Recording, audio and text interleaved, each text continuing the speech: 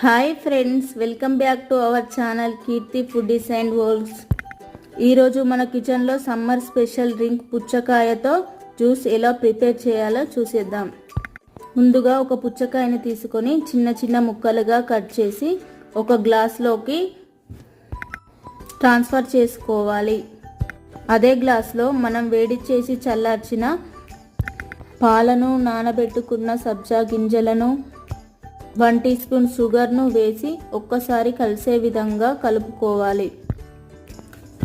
జ్యూస్ని కూల్గా ఉండేటందుకు 2-3 ice tubes వేసి కచ్చా పచ్చాగా దంచిన బాదం, కాజు, కిస్మిస్తో గార్నిష్ చేసుకోవడమేనండి. చల్లని summer special drinks ready. Full video link in description box.